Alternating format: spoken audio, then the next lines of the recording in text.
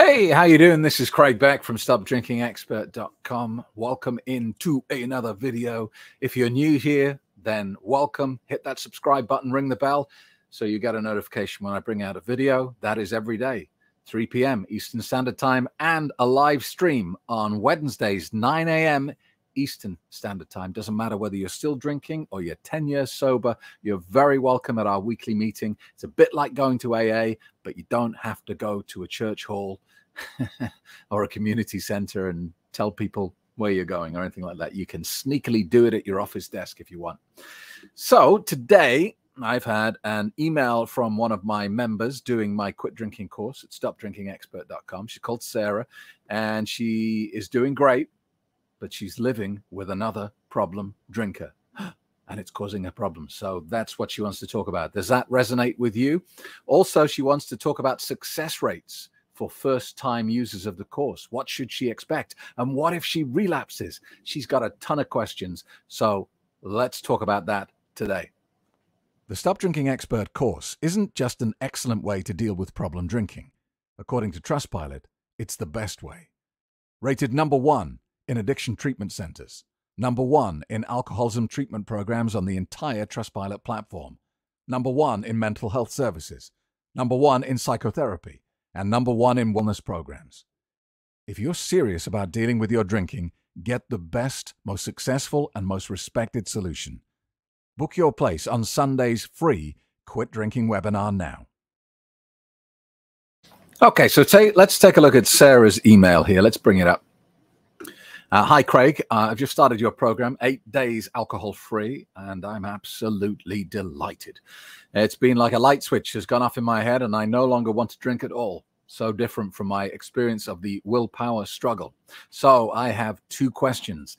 1, according to your stages of problem drinkers, I'm at stage 2, and my husband is at stage 3. I am absolutely committed to this process now, and I hope he will be in the future. He isn't ready yet. I understand that as he continues to drink, it will put more pressure on me to stay alcohol-free. Do you have any suggestions about how to deal with these additional pressures while he's still drinking and there are open bottles of wine in my fridge? At the moment, they repulse me, but I'm sure my evil clown will appear at some stage. The suggestions of drinking water, removing myself from the situation, and facial tapping sound okay, but I might need more. 2, do you have any data on the success rate of your course for first-timers, i.e. people like me, new to the course, but have failed using willpower methods on several occasions? And if I did slip up and start over, are my chances of staying alcohol-free reduced on the 2nd or even 3rd attempt? Are they reduced? Many thanks for your powerful course. Best wishes, Sarah. Oh my God, Sarah, you've got one of those crazy overactive minds, haven't you? You're trying to predict every possible outcome, aren't you? I understand how you feel because I empathize. I have the same sort of crazy brain in my head, and it's a curse as much as it is a blessing. So let's talk about that. #1, living with another problem drinker. Look, there's no doubt about it. It's harder to do this if you live with a partner and you have a shared history of alcohol together. It's not impossible, but it's harder. Having said that, what I always say about this is it's a tightrope walk. It doesn't matter whether your partner's fully on board or not, whether they're doing this with you or not. It's an irrelevance, really, because there's only room on the rope for one person anyway. You can't do this with someone else. This is your own personal journey. All right, so you're doing this for yourself. That's the first thing I want to say. The second thing I want to say is don't give alcohol more power than it deserves. It's not some mystical smart drug. It's not a very clever drug. You know, think about it. It's not designed by NASA. What is alcohol? Well, if you throw a load of vegetables in a bucket and leave them there to rot, alcohol is the discharge that oozes out of the broken skin of the vegetables. Tasty. So that's all it is. Basically, poison. So we have this temptation to over-exaggerate alcohol and make it a bigger monster than it really is. And we get this into our head that, oh, how terrible it is to stop drinking, how difficult it is to stay sober, blah, blah, blah. And it isn't really. It's no different than if you'd become a vegan, you know, and your partner was still a meat eater. You know, when you decide to become a vegan, it's not like you go, oh, I'm a vegan now. Yay, everything's great. It's a struggle as you realize your choice has been severely restricted. Shopping gets more difficult. Clothes get more difficult. Temptations come your way. You'll be waking up as a vegan and your meat-eating partner will be making a bacon sandwich and you'll be like, oh, I want one of those. So it's no different, really. You've made a decision to change the direction of your life. And for a while, it's going to feel kind of weird until you get used to it. So don't make this a bigger deal than it needs to be. That's the second thing. The third thing is, look, whether you succeed for a long time on this path kind of depends on your relationship with your partner, because this can be easy or hard depending on how they want to make it for you. If they do not like that you have stopped drinking, as a lot of problem drinkers would, because it highlights their own problem and they don't like that, then they can make it difficult for you. You know, they can almost be a second evil clown by putting a glass of wine in your hand when you're stressed and saying, oh, go on, you deserve it. It's kind of hard to defend against that when you've got the evil clown in your head saying you deserve it and the man or woman you love saying you deserve it as well. It's kind of hard to defend against that. So that's a tricky situation if you've got that. I'm going to hope and assume that is not the case. If you can sit down with your partner and fully brief them on why you're doing this and how they can help you, that would be a big help to you. So your partner needs to fully understand how serious you're taking this and why exactly you're doing it. And you need to say to them, look, if I ever suggest that I can have one drink, or if I ever look at what you're drinking and say, oh, I think I'll have one of those, I want you to step in and help me. And this is how you're going to do it. You're going to remind me of this conversation. You're going to tell me that this is not what you want. And you're going to suggest I go out the house and just have a little word with myself and calm down, or whatever would work for you. But you need your partner in your corner in that situation. Also, if that craving does come over you and you're finding doing the 4 things that we talk about in the course is not completely helping you, then you need to kind of ask your partner for a bit of physical support. You need to say, I'm not asking you to quit drinking, but can we have an alcohol-free home for the next 3-4 weeks? I'm struggling a little bit. I'm getting some cravings, and I really don't want to fail at this because I've explained to you why this is so important to me. So just until I can get this out of my system and get a bit of clarity, can we just take all the alcohol out of the house for the next 3 weeks, 21 days? That's all I'm asking. You can continue drinking, go to the bar, go to the pub if you want, but I just need this to make sure that I'm back on track. So I would suggest you do that as well. Okay. Let's take a look at the second point you made. Do I have any data on the success rate of your course for first timers? People like me, new to the course, but have failed using the willpower method. All right. I don't have a number because it's kind of strange in that when people quit drinking, they don't keep reporting to me about how wonderful everything is. They just go off and live their lives. You know, it's like some people do, but most people who do the course, they make a transformation and then they get busy living their life. It's not like they're reporting to me all the time. But look, what I know is everyone who arrives at my door has already failed many, many times using the willpower method. Nobody ever comes to me first. It's never happened in 12 years. Everyone who does my course has failed multiple times, perhaps even dozens and hundreds of times on their own trying this. I am the last resort in many cases. So you're not, there's nothing unique about your situation in that. Everyone's like that. The fact is with this course, if you do everything I say and you don't skip anything and you do the 4 things like I told you to, you'll stop drinking. That's it.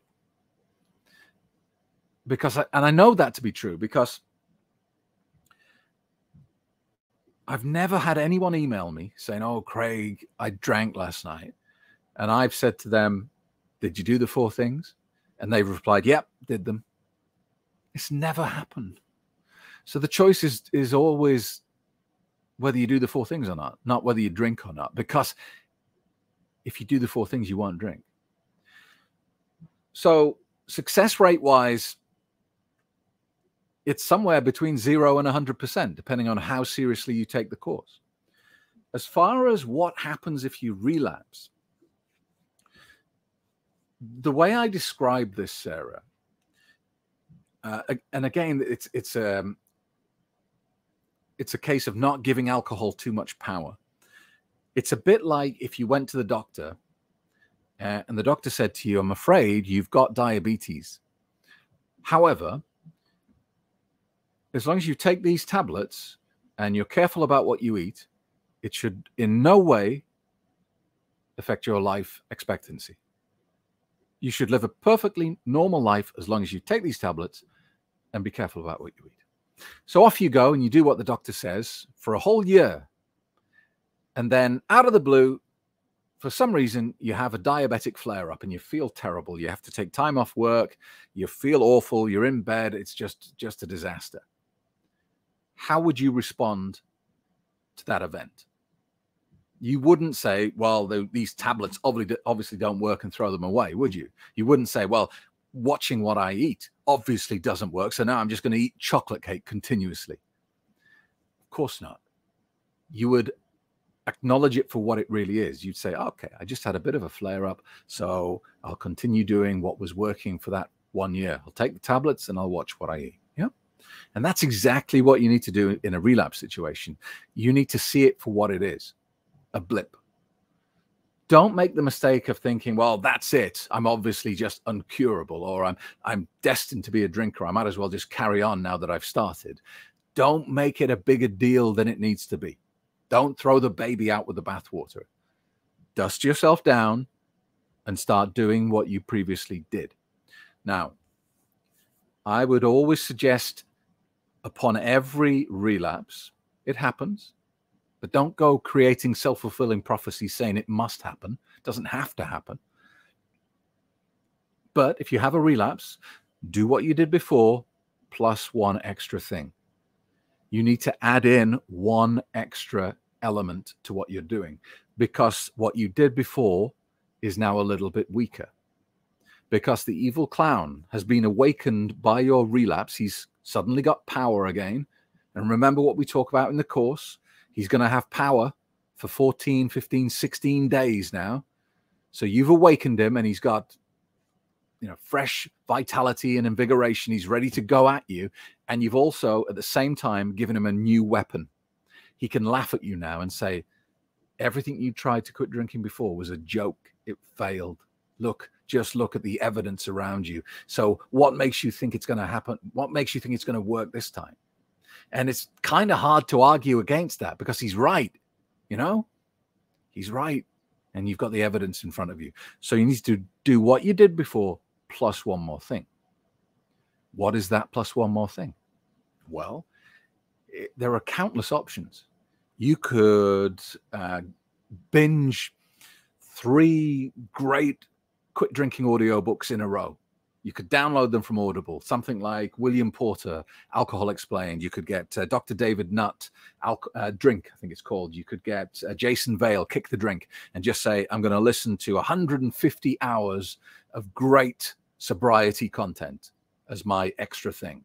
Or you could start going to AA and see if you like it, see if it works for you.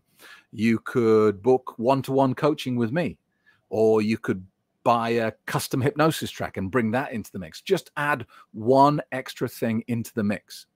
And there are lots of options. Yeah. So I hope that helps. Carry on doing what you're doing.